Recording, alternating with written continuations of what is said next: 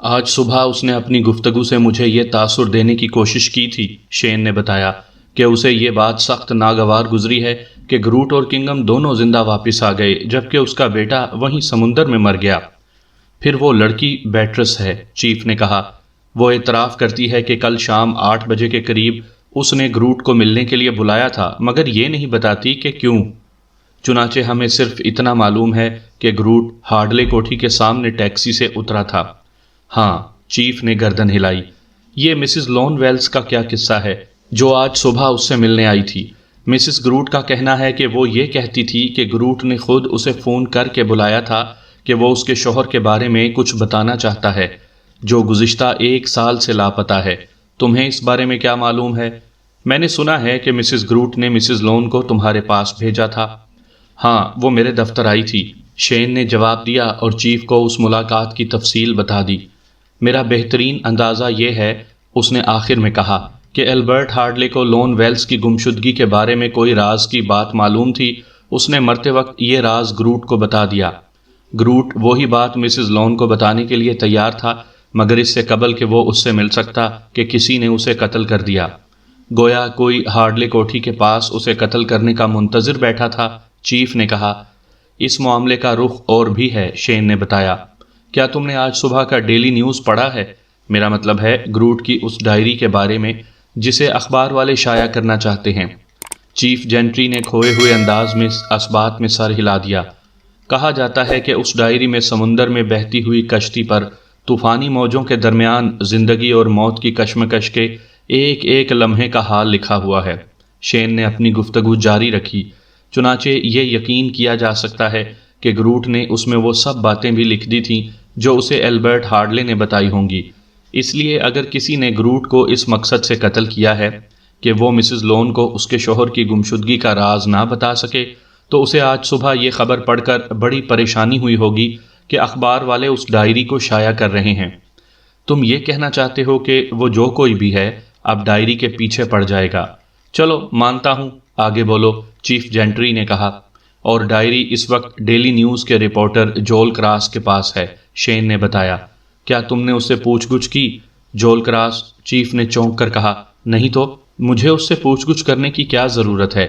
مجھے معلوم ہوا ہے کہ کسی نے اس کے ہوٹل کے کمرے کی تلاشی لی ہے، شین نے جواب دیا، غالباً ڈائری کے سلسلے میں۔ حیرت ہے کہ جول کراس نے پولیس میں اس کی رپورٹ نہیں کی۔ وہ کرسی سے اٹھ کھڑا ہوا۔ مجھے اب تک صرف اتنے ہی حالات معلوم تھے چیف، اس نے کہا۔ مزید کچھ پتہ لگا تو وہ بھی بتا دوں گا۔ یہ فرض کرتے ہوئے کہ گروٹ کو لون ویلز کے بارے میں کوئی راز معلوم تھا، چیف نے پوچھا، کیا ایسا ممکن ہے کہ گروٹ نے اس کی بنیاد پر مسز لون ویلز یا ہارڈلے خاندان کے لوگوں کو بلیک میل کرنے کی کوشش کی ہو؟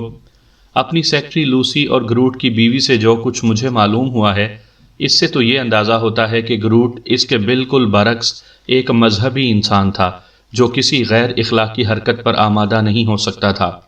گویا اس صورت میں ہارڈلے خاندان اسے قتل کرنے کا اسی طرح خواہش مند ہو سکتا تھا جس طرح اس صورت میں کہ اگر گروٹ نے انہیں بلیک میل کرنے کی دھمکی دی ہوگی، چیف نے سوچتے ہوئے کہا، بشرط یہ کہ انہیں یہ نہ معلوم ہو کہ وہ پہلے ہی ڈائری کی اشاعت کا معاملہ طے کر چکا ہے، شین نے جواب دیا۔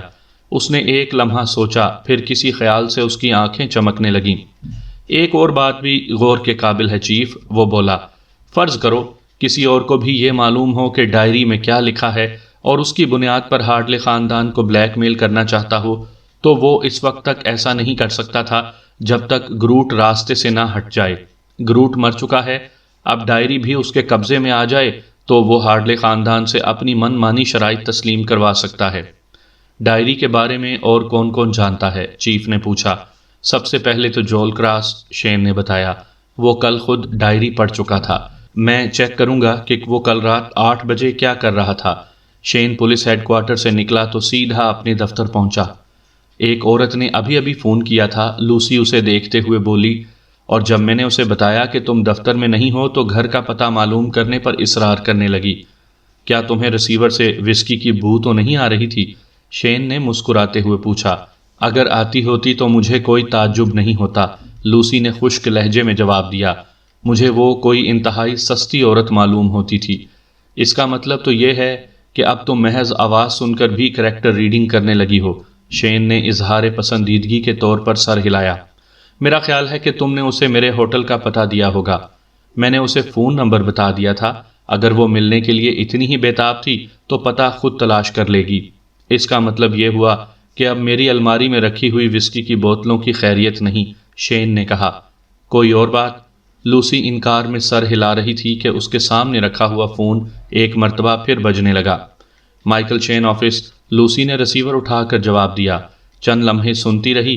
1 منٹ، وہ ریسیور میں بولی اور ماؤتھ پیس پر ہاتھ رکھ کر شین کی طرف دیکھا۔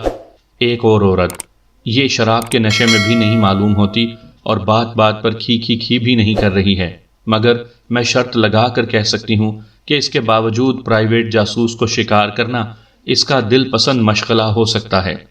تو پھر وہ ضرور مسز میریڈتھ ہوگی، شین مسکرا کر بولا۔ اندازے لگانے میں تمہارا جواب نہیں مائیکل شین، خاص طور سے عورتوں کے بارے میں، لوسی نے ایک طنزیہ ہنسی کے ساتھ کہا۔ کال میرے نجی آفس کے فون نمبر پر منتقل کر دو، شین نے کہا اور اپنے دفتر کی طرف بڑھ گیا۔ ہیلو، اس نے ریسیور اٹھاتے ہوئے کہا۔ میں میٹی بات کر رہی ہوں مائیکل، وہی سریلی آواز آئی۔ سر کا درد اب کیسا ہے؟ کم ہے مگر ابھی بالکل گیا نہیں۔ مجھے سن کر افسوس ہوا، مسز میریڈتھ نے جواب دیا۔ محض اتفاق کی بات ہے کہ یہاں میرے پاس سر درد کی بہترین دوا موجود ہے، میری اپنی ایجاد کردہ۔ کیا بسکین ہوٹل میں؟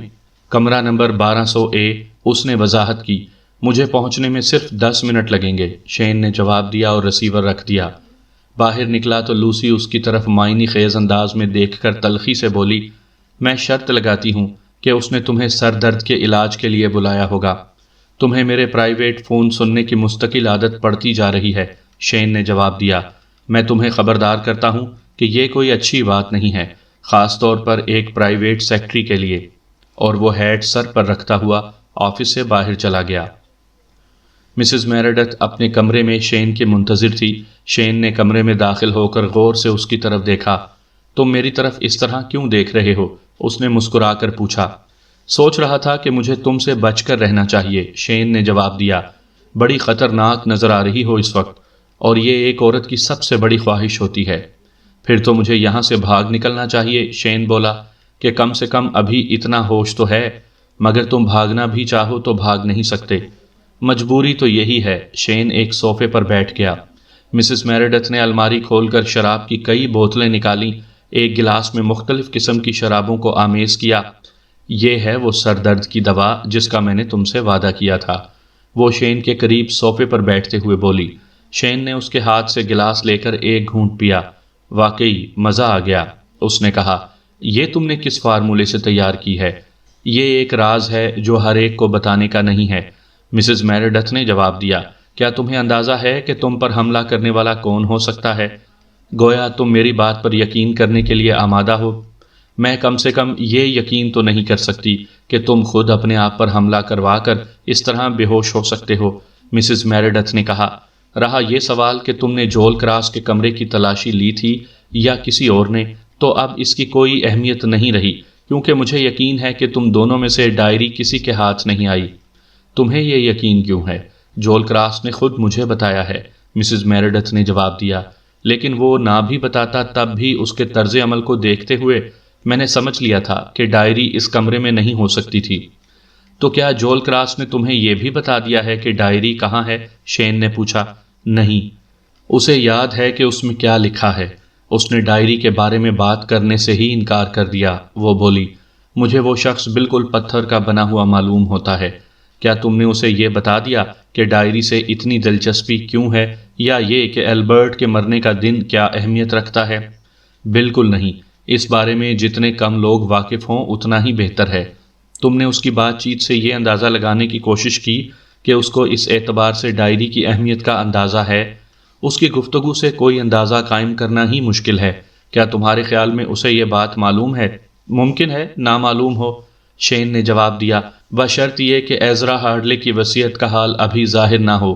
لیکن اس کے باوجود بھی شاید لوگوں کو یہ نہ معلوم ہو کہ تم البرٹ سے طلاق حاصل کرنے کے باوجود بھی اس کی جائیداد کی وارث ہو۔ یہ بات شاید 2-4 کے علاوہ کوئی نہیں جانتا۔ بہرحال ہے بڑی عجیب بات، شین نے کہا۔ شروع سے ہی اس نے میرے ذہن کو کافی الجھا دیا تھا۔ سمجھ میں نہیں آتا تھا کہ ایک متعلقہ بیوی کو بھی کوئی اپنا وارث بنا سکتا ہے، مگر اب میں کچھ سمجھنے لگا ہوں۔ اوہ، کیا واقعی؟ میرا مطلب تھا کہ تم جیسی عورت البرٹ جیسے نوجوان کو اپنی انگلیوں کے اشارے پر جو ناچ چاہے نچا سکتی ہے۔ البرٹ مجھ سے محبت کرتا تھا، ہاں اس بات کو یوں بھی کہا جا سکتا ہے۔ اسے اپنے خاندان سے نفرت تھی اور انہیں اپنے حصے کی پھوٹی کوڑی بھی دینے کا روادار نہیں تھا۔ لون ویلز کے متعلق کیا جانتے ہو؟ مسز میریڈتھ نے سنبھلتے ہوئے پوچھا۔ میں یہ جانتا ہوں میٹی کہ جس وقت تم نے البرٹ کو طلاق دینے کا فیصلہ کیا تو وہ ہارڈلے کوٹھی میں مالی کا کام کرتا تھا۔ میں یہ بھی جانتا ہوں کہ وہ اپنی بیوی کو ایک عجیب و غریب خط لکھنے کے بعد اچانک غائب ہو گیا۔ اس خط میں اس نے $10,000 نقد اپنی بیوی کو بھیجے تھے اور مزید 1,000 ہر 3 ماہ کے بعد بھیجنے کا وعدہ کیا تھا۔ تمہیں اس طرح کی باتیں بہت معلوم ہوتی رہتی ہیں۔ میں جاسوس ہوں، تم یہ بات کیوں بھول جاتی ہو؟ شین نے کہا۔ مگر تم نے میرے سوال کا جواب نہیں دیا۔ کس سوال کا جواب؟ یہ کہ تم لون ویلز کے بارے میں کیا جانتی ہو؟ جو کچھ تم نے بتایا ہے، مسز میریڈتھ نے جواب دیا، ورنہ مجھے پہلے اس کی گمشدگی کے بارے میں کچھ معلوم نہیں تھا، مگر مجھے کچھ یقین سا ہے کہ تم نہیں تو تمہارے مرحوم شوہر البرٹ کو ضرور اس بارے میں معلوم تھا۔ شین نے جواب دیا۔ یہ یقین تمہیں کیسے ہوا؟ کیونکہ جیسپر گروٹ نے مسز لون کو فون کیا تھا کہ اگر وہ آج صبح اس کے ساتھ گھر آئیں تو وہ انہیں ان کے گمشدہ شوہر کے بارے میں بتائے گا۔ گویا تم یہ فرض کر رہے ہو کہ البرٹ نے مرتے وقت گروٹ کو اس کے متعلق ضرور کچھ بتایا ہوگا۔ یہ کوئی فرضی بات نہیں۔ گروٹ اور مسز لون کی متوقع ملاقات کو روکنے کے لیے کسی نے اسے کل رات قتل کر دیا۔ میں تو یہ سمجھ رہی تھی کہ ہارڈلے خاندان کے لوگوں نے اسے البرٹ کی صحیح تاریخ وفات چھپانے کے لیے قتل کروایا ہے، مسز میریڈتھ نے جواب دیا۔ لیکن کل رات یہ بات کسے معلوم تھی کہ اس تاریخ کو اتنی اہمیت حاصل ہے؟ شین نے تیزی سے کہا۔ ایزرا ہارڈلے کی وصیت آج صبح انہیں سنائی گئی ہے، البتہ تمہیں شاید پتہ نہیں تھا کیونکہ دوسری صورت میں تم آج صبح ہی میامی نہ دوڑی چلی آتی۔ وہ لوگ بھی جانتے ہوں تو کیا تعجب ہے، آخر مسٹر ہیسٹنگز ان کے خاندانی وکیل ہیں۔ ہم پھر لون ویلز کے سوال سے ہٹتے جا رہے ہیں۔ شین آسانی سے ماننے والا نہیں تھا۔ جب تم البرٹ سے شادی کے بعد کوٹھی میں رہتی تھیں تو لون سے کس حد تک واقف تھیں؟ مجھے اس کے علاوہ اس کے بارے میں اور کچھ نہیں معلوم کہ وہ بس ایک مالی تھا جو کوٹھی میں کام کرتا تھا، مسز میریڈتھ نے جواب دیا۔ شین جانتا تھا کہ وہ جھوٹ بول رہی ہے۔ اچانک اس نے ایک دوسرا ہی سوال کر دیا۔ کیا مسٹر میریڈتھ یعنی تمہارے موجودہ شوہر بھی میامی ساتھ آئے ہیں؟ اس اچانک سوال نے مسز میریڈتھ کو گڑبڑا دیا۔ نہیں تو، وہ کچھ گھبرا کر بولی۔ تم کہاں رہتی ہو؟ شین کا دوسرا سوال تھا۔ اس سے تمہیں کیا مطلب؟ تمہارے شوہر کیا کام کرتے ہیں؟ شین نے پوچھا۔ ان کا پہلا نام کیا ہے؟ تمہاری ان سے پہلی ملاقات کہاں اور کیسے ہوئی؟ وہ کس قسم کے انسان ہیں؟ تمہاری شادی کہاں ہوئی تھی؟ سوالات یکے بعد دیگرے بلا کی تیزی سے شین کی زبان سے نکل رہے تھے، مگر مسز میریڈتھ نے ایک کا بھی جواب نہیں دیا۔ میں اپنے سوالات کے جواب چاہتا ہوں، شین بولا۔ ایک شخص اب تک قتل کیا جا چکا ہے۔ اگر میں اس معاملے میں الجھا تو تمام حالات جانے بغیر کچھ نہیں کر سکتا۔ لیکن سوال یہ ہے کہ میرے نجی اور ذاتی معاملات کا اس کیس سے کیا تعلق ممکن ہے؟ میں ابھی یقین سے نہیں کہہ سکتا، مگر میں اس اتفاق کو اپنے ذہن سے نہیں نکال سکتا کہ تم نے جس زمانے میں رینو جا کر طلاق لینے کا فیصلہ کیا، انہی دنوں میں لون ویلز بھی پراسرار طریقے پر لاپتہ ہو گیا۔ میرے شوہر کا نام میریڈتھ ہے، ویلز نہیں، مسز میریڈتھ نے سرد لہجے میں جواب دیا، اور اس کے نام کا پہلا جز تھیوڈر ہے، لون نہیں ہے، اور میں تمہیں یقین دلاتی ہوں کہ وہ مالی کا کام بھی نہیں کرتا ہے۔ کیا اس سے تمہارا اطمینان ہو گیا؟ نہیں، شین نے فوراً کہا۔ اس سے پہلے بھی لوگ لاپتہ ہو کر اپنے نام تبدیل کر کے دوسری عورتوں سے شادیاں کرتے رہے ہیں۔ ٹھیک کہتے ہو، اور وہ بھی ایک مالی کے ساتھ۔ میں کبھی لون ویلز سے نہیں ملا، مگر مجھے معلوم ہے کہ وہ گریجویٹ تھا اور بہت حسین بھی۔ عورتیں اپنے شوہروں کے ڈرائیوروں سے عشق جھاڑتی رہی ہیں، وہ تو پھر بھی مالی تھا۔ اور شاید تمہارا خیال ہے کہ اسے وہ $10,000 میں نے دیے تھے تاکہ اپنی بیوی کا منہ بند رکھ سکے، یا پھر تم یہ تجویز کرتے ہو کہ البرٹ نے مجھے ایک دوسرے مرد سے شادی کا موقع فراہم کرنے کے لیے اپنی جیب سے وہ رقم دی تھی؟ مسز میریڈتھ کا لہجہ برف کی طرح سرد تھا۔ وہ رقم کہاں سے آئی تھی یہ میں نہیں جانتا، شین بولا، لیکن اس کے باوجود میں تمہارے موجودہ شوہر سے ملاقات کرنا پسند کروں گا۔ جو کسی طرح ممکن نہیں ہے، وہ بولی۔ پھر اس نے اپنے آپ پر قابو پاتے ہوئے کہا، اب تمہارے سر کا درد کیسا ہے؟ میں اسے تو بھول ہی گیا تھا۔ تو میری دوا کارگر ثابت ہوئی؟ مسز میریڈتھ نے مسکرا کر کہا، چنانچہ اب تم جھگڑے والی باتیں ختم کرو اور مجھے یہ معلوم کرنے کی کوشش کرنے دو کہ تم میرے موجودہ شوہر سے کچھ مختلف ہو یا نہیں۔ مجھے پرچانے کی کوشش مت کرو میٹی۔ کیوں؟ وہ ایک ادائے خاص سے ہنس کر بولی، تم مجھے پسند ہو مائیکل، ممکن ہے اس کے بعد تم بھی مجھے پسند کرنے لگو۔ ایک گلاس شراب کا اور بھر لو اور پھر میرے پاس بالکل قریب آ کر خاموشی سے بیٹھ جاؤ۔ مگر میں ہوش و حواس کھونا نہیں چاہتا، شین نے کہا، ابھی مجھے ایک ضروری کام سے جانا ہے۔ کہاں؟ ایک اور حسین لڑکی سے ملنے، وہ میرے ہوٹل کے کمرے میں انتظار کر رہی ہوگی، شین نے بتایا، اور پھر جلدی سے وضاحت کرتے ہوئے بولا، کسی رومانی ملاقات کے لیے نہیں بلکہ اپنے کام سے۔ کیا عیش و عشرت کام سے زیادہ اچھی چیز نہیں؟ اس کے علاوہ میں تمہاری موکلہ ہوں، یاد ہے؟ وہ لڑکی بھی کم اہمیت نہیں رکھتی، جانتی ہو، وہ تمہاری سابقہ نند ہے۔ بیٹرس؟ مسز میریڈتھ ناک سکوڑ کر بولی، اسے تم سے کچھ کام ہے تو جانتے ہو کیا ہو سکتا ہے؟ یہ تو جا کر ہی معلوم ہو سکتا ہے۔ اس کے علاوہ تم بھول رہی ہو کہ بیٹرس نے جیسپر گروٹ کو کل رات کوٹھی پر ملنے کے لیے بلایا تھا۔ تو کیا اسی نے گروٹ کو قتل کیا ہے؟ پتہ نہیں، شین نے جواب دیا، لیکن اس نے نہیں بھی کیا تب بھی میرے خیال سے اسے معلوم ہوگا کہ کس نے کیا۔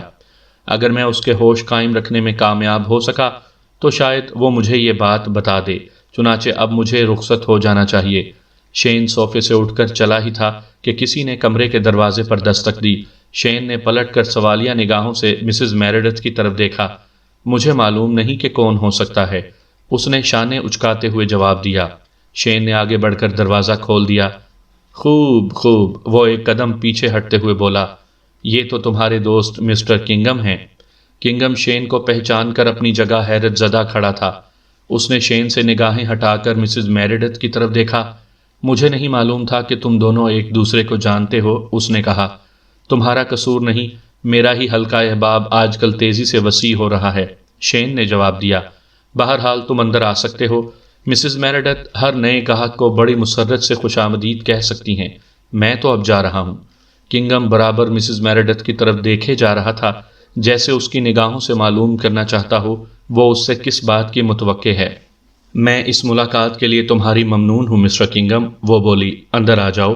مائیکل شین تو اب میری حسین نند سے داد عیش دینے جا رہے ہیں، جو بڑی بے چینی سے خود ان کے کمرے میں ان کا انتظار کر رہی ہے۔ مجھے یقین ہے کہ جہاں تک داد عیش دینے کا تعلق ہے، تم دونوں بھی کسی سے پیچھے نہیں رہو گے، شین نے کہا اور باہر کی طرف چلا گیا۔ ایک منٹ شین، کنگم نے آواز دی، مجھے تم سے کچھ باتیں کرنا ہے۔ میں نے ابھی سنا ہے کہ جیسپر کل رات قتل کر دیا گیا ہے۔ شین دروازے کے لٹو پر ایک ہاتھ رکھے ہوئے اس کی طرف پلٹا۔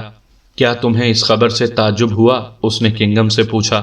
زیادہ نہیں، کنگم نے جواب دیا، میں کل رات ہی تمہارے سامنے اپنے اندیشے کا اظہار کر چکا تھا، مگر اب اس ڈائری کا کیا ہوگا؟ گویا تم ابھی تک ڈائری کے بارے میں پریشان ہو، شین نے کہا۔ تم اور مسز میریڈتھ، ہارڈلے خاندان، مسٹر ہسٹنگز، جیک سیمز اور شاید جول کراس بھی۔ شین دوبارہ باہر جانے کے لیے گھوما، مگر نامعلوم کیوں اندر کمرے میں بجتی ہوئی فون کی گھنٹی کی آواز سن کر اس کے قدم رک گئے۔ اس نے مسز میریڈتھ کو فون کا جواب دیتے ہوئے سنا، کیا مسٹر شین؟ ایک منٹ ہولڈ کرو، میں دیکھتی ہوں۔ شین کمرے میں واپس آ گیا۔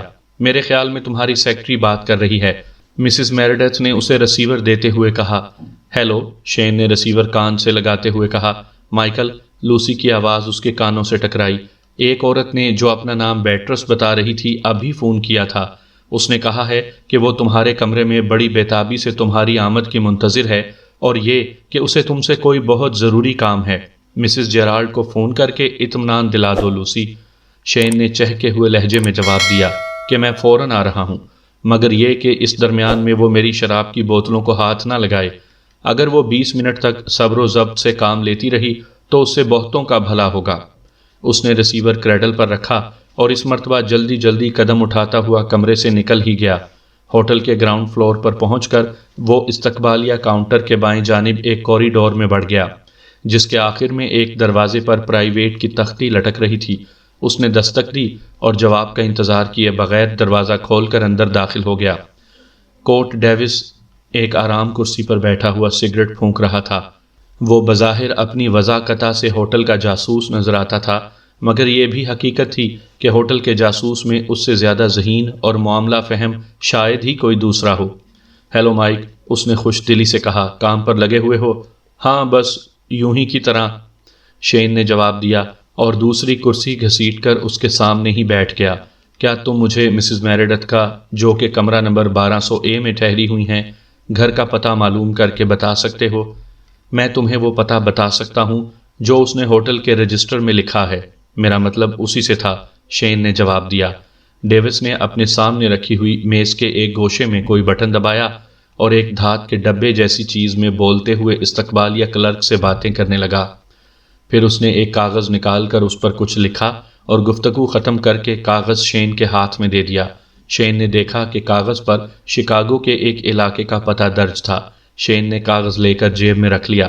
اس کے بارے میں کوئی ایسی بات جس کا جاننا ہمارے لیے ضروری ہو؟ ڈیوس نے پوچھا۔ سوائے اس کے اور کچھ نہیں کہ اگر تم اس کی سرگرمیوں پر نگاہ رکھ سکو تو بہتر ہوگا، خاص طور پر ان مردوں پر جنہیں وہ اپنے کمرے میں بلا لیا کرتی ہے۔ بہرحال اس زحمت کے لیے شکریہ۔ شین ہوٹل سے نکل کر سیدھا ایک ٹیلی گراف آفس میں پہنچا اور وہاں تار کا فارم لے کر مسٹر تھیوڈو میریڈتھ کے نام حسب ذیل تار تحریر کیا۔ خطرناک الجھنیں، فوری طور پر تمہاری یہاں موجودگی کی ضرورت ہے۔ تار سے جواب دو، مگر ہوٹل کے پتے پر نہیں، کیونکہ میری نگرانی کی جا رہی ہے۔ اس کے بجائے اس پتے پر دو۔ اور اس جگہ شین نے اپنے ہوٹل کا نام لکھ دیا۔ تار کے نیچے میٹی کا نام لکھا اور ضروری فیس ادا کر کے ارجنٹ تار بھجوانے کی ہدایت کی۔ مسز میریڈتھ کے کمرے سے روانہ ہونے کے ٹھیک 20 منٹ بعد شین اپنے ہوٹل کی لابی میں داخل ہو رہا تھا۔ استقبالیہ کلرک نے اسے آتے دیکھ کر قریب آنے کا اشارہ کیا۔ شین لفٹ کی طرف بڑھتے ہوئے کاؤنٹر پر رک گیا۔ کیا بات ہے ڈیک؟ اس نے پوچھا۔ آپ کے کمرے میں ایک لڑکی انتظار کر رہی ہے مسٹر شین، میں نے سوچا کہ آپ کو بتا دوں۔ کلرک مسکرایا۔ آپ ہمیشہ کہتے ہیں کہ اگر کوئی خاتون ملنے آئے تو بے شک آپ کے کمرے میں بیٹھ کر انتظار کر سکتی ہے۔ بالکل ٹھیک۔ شین بھی جواباً ہنسنے لگا اور چلنے لگا تھا کہ جیسے کچھ یاد آ گیا۔ سنو ڈک، وہ بولا، ممکن ہے ایک تار آئے، اس پر مسز تھیوڈور کا نام لکھا ہوگا، مگر اصل میں وہ میرے لیے ہوگا۔ آ جائے تو حفاظت سے رکھ لینا۔ ضرور مسٹر شین، کلرک نے جواب دیا۔ شین لفٹ سے اپنے فلور پر جا رہا تھا کہ لفٹ مین نے کہا، ابھی کوئی 10 منٹ پہلے ایک شخص آپ کا نمبر پوچھ رہا تھا۔ میں نے اسے بتایا کہ آپ کہیں باہر گئے ہیں، مگر وہ دوسری منزل پر اتر گیا۔ پھر میں نے اسے واپس جاتے نہیں دیکھا۔ ممکن ہے وہ دونوں میرے کمرے میں ڈانس کر رہے ہوں، شین نے جواب دیا۔ لفٹ سے اتر کر سیٹی بجاتا ہوا اپنے کمرے کی طرف چلا۔ جیب سے عادتاً چابی نکالنے لگا تھا کہ کمرے میں روشنی دیکھ کر اپنے مہمان کا خیال آ گیا۔ اس نے آہستہ سے دروازے پر دستک دی اور ایک لمحہ انتظار کیا اور پھر ہینڈل گھماتے ہوئے دروازہ کھولا۔ اس کے قدم دروازے میں ہی جیسے گڑ کر رہ گئے۔ بجلی کی تیز روشنی میں کمرے کے بالکل درمیان میں بیٹرس کی لاش پڑی ہوئی تھی۔ 2 لمبے لمبے قدم رکھ کر شین لاش کے قریب پہنچا، گھٹنوں کے بل جھک کر اس کی نبض ٹٹولی۔ اگرچہ وہ سمجھ چکا تھا کہ بیٹرس زندہ نہیں ہے، جسم گرم تھا، جس کا مطلب تھا کہ اسے مرے ہوئے چند منٹ سے زیادہ نہیں گزرے تھے۔ بے حد سنجیدہ چہرے کے ساتھ وہ اٹھا اور فون کا ریسیور اٹھا کر آپریٹر سے چیف جینٹری کا پرائیویٹ نمبر ڈائل کرنے کے لیے کہا۔ دوسرے لمحے وہ چیف سے بات کر رہا تھا۔ چیف، میرے کمرے میں کسی نے بیٹرس کو قتل کر دیا ہے، تم وہیں ٹھہرو، میں ابھی آتا ہوں، جینٹری نے جواب دیا اور سلسلہ منقطع کر دیا۔ شین نے ریسیور واپس کریڈل پر رکھا اور بیٹرس کی لاش کے قریب آیا۔ بیٹرس کی آنکھیں کھلی ہوئی تھیں اور یوں معلوم ہوتا تھا جیسے حلقوں سے باہر ابلی پڑ رہی ہوں۔ زبان بھی باہر نکلی ہوئی تھی اور کسی قدر غسیلی دکھائی دے رہی تھی۔ اس کی گردن ایک طرف ڈھلکی ہوئی تھی اور یہ اندازہ لگانا مشکل نہیں تھا کہ وہ ٹوٹ چکی ہے۔ اس کے چہرے پر کسی قدر الجھن کے تاثرات محسوس ہو رہے تھے، جیسے وہ سمجھ نہ سکی ہو کہ اس کے ساتھ یہ برتاؤ کیوں کیا گیا ہے۔ شین نے ایک گھومتی ہوئی نگاہ سے کمرے کا جائزہ لیا۔ ہر چیز اپنی جگہ پر موجود تھی اور کہیں بھی کسی کشمکش کے آثار دکھائی نہیں دے رہے تھے۔ اس کا ہیٹ اور ہینڈ بیگ صوفے پر رکھے تھے۔ کاکنگ کی ایک کھلی ہوئی بوتل میز پر ٹیلی فون کے قریب رکھی ہوئی تھی۔ ایک الٹا ہوا شراب کا گلاس کمرے کے فرش پر لاش اور دروازے کے درمیان گرا ہوا تھا۔ شین نے کچن اور باتھ روم میں جھانکا، بیڈ روم بھی دیکھا، مگر کہیں کوئی ابتری نہیں تھی۔ شین نے الماری سے کاکنگ کی ایک دوسری بوتل نکالی۔ کچن سے ایک نیا گلاس لے کر اس میں تھوڑی سی شراب انڈیلی۔ ابھی ایک گھونٹ ہی لیا تھا کہ دروازے پر دستک سنائی دی۔ شین نے دروازہ کھولا۔ باہر ایک کانسٹیبل کھڑا تھا۔ مجھے ہدایت کی گئی ہے کہ چیف کے آنے تک یہیں ٹھہروں، اس نے کہا۔ شین واپس صوفے پر جا کر بیٹھ گیا اور اپنی باقی کاکنگ ختم کرنے لگا۔ 5 منٹ کے اندر چیف جینٹری بھی پہنچ گیا۔ اس کے ساتھ ایک ڈاکٹر اور ہومیسائیڈ کے 3 آدمی بھی تھے۔ پہلا کانسٹیبل اس کے آنے کے بعد سلوٹ کر کے چلا گیا۔ چیف نے ڈاکٹر اور اپنے آدمیوں کو ضروری ہدایات دیں اور شین کے قریب آیا۔ تو یہ بیٹرس ہے، ہارڈلے خاندان کی بیٹی؟ اس نے پوچھا۔ شین نے اثبات میں سر ہلایا۔ یہ تقریباً 1 گھنٹہ پہلے یہاں آئی تھی، اس نے بتایا۔ پتہ لوسی کو فون کر کے معلوم کر لیا تھا۔ کلرک نے اسے کمرے میں بیٹھنے کی اجازت دے دی۔ پھر اس نے دوبارہ کوئی آدھ گھنٹے پہلے لوسی کو فون کیا اور پوچھا کہ میرے واپس آنے کی امید کب تک ہے۔ لوسی نے بسکین ہوٹل میں مسز میریڈتھ کے کمرے میں مجھے فون کر کے بتایا۔ میں نے لوسی سے کہہ دیا کہ میں 20 منٹ میں پہنچ رہا ہوں۔ میرا خیال ہے کہ اس نے یہ پیغام بیٹرس کو دے دیا ہوگا۔ بہرحال جب میں 20 منٹ بعد ہوٹل پہنچا اور یہاں کمرے میں داخل ہوا تو یہ مجھے بالکل اسی طرح پڑی ہوئی ملی۔ دروازہ کھلا ہوا تھا اور بجلی اسی طرح جل رہی تھی۔ میں نے یہاں سوائے ایک کاکنگ کی بوتل اور گلاس کے کسی چیز کو ہاتھ نہیں لگایا ہے۔ بسکین ہوٹل سے کس وقت چلے تھے؟ میرا مطلب ہے لوسی کے فون کرنے کے بعد، چیف نے پوچھا۔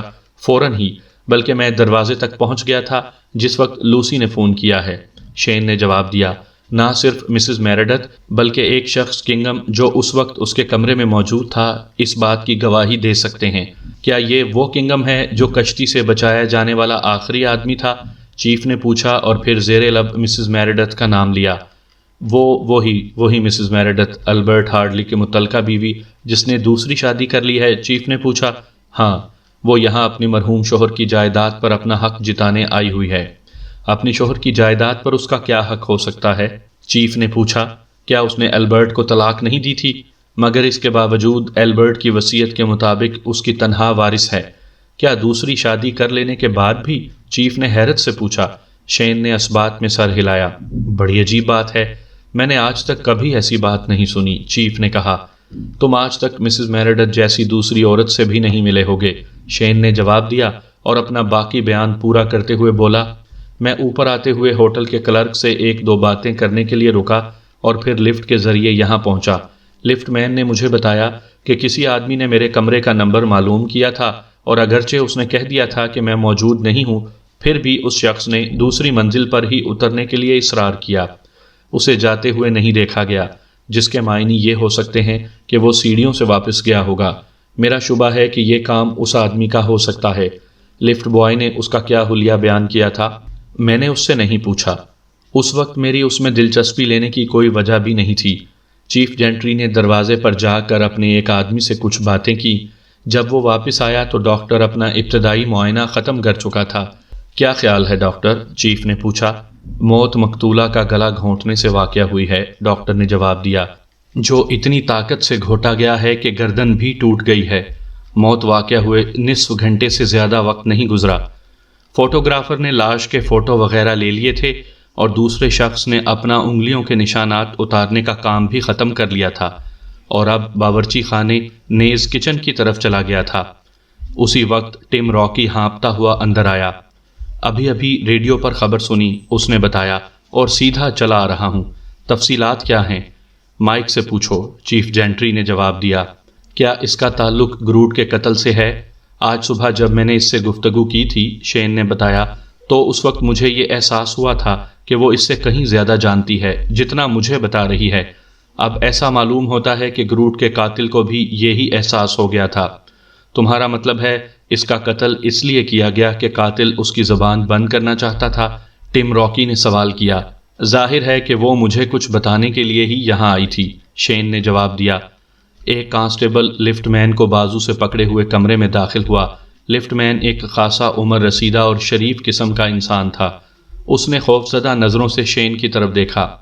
پریشانی کی کوئی بات نہیں ہے میتھیو، شین نے اسے تسلی دی۔ یہ لوگ تم سے اس آدمی کے بارے میں پوچھنا چاہتے ہیں جو میرے کمرے کا نمبر پوچھ رہا تھا اور دوسری منزل پر اتر گیا تھا۔ او ضرور مسٹر شین، لفٹ مین نے قدرے مطمئن ہوتے ہوئے جواب دیا۔ تو کیا یہ قتل اس نے کیا ہے؟ چیف کا خیال یہی ہے، شین نے کہا۔ تم اس کا حلیہ بیان کر سکتے ہو؟ چیف جینٹری نے سوال کیا۔ میں نے اس کی طرف کوئی خاص توجہ نہیں دی تھی، لفٹ مین نے جواب دیا۔ جہاں تک میرا خیال ہے وہ ایک نوجوان آدمی تھا، عمر 24-25 سال کی ہوگی، ناٹے قد کا موٹا سا آدمی تھا۔ وہ کیا لباس پہنے ہوئے تھا؟ گرے رنگ سے ملتے جلتے کسی رنگ کا سوٹ اس نے پہن رکھا تھا۔ کیا ہیٹ بھی پہنے تھا؟ شین نے پوچھا۔ اب آپ نے کہا ہے تو خیال آتا ہے کہ شاید پہنے ہوئے تھا۔ چیف جینٹری اپنے آدمیوں کی طرف گھوم گیا جو ابھی ابھی اپنا کام ختم کر کے آئے تھے۔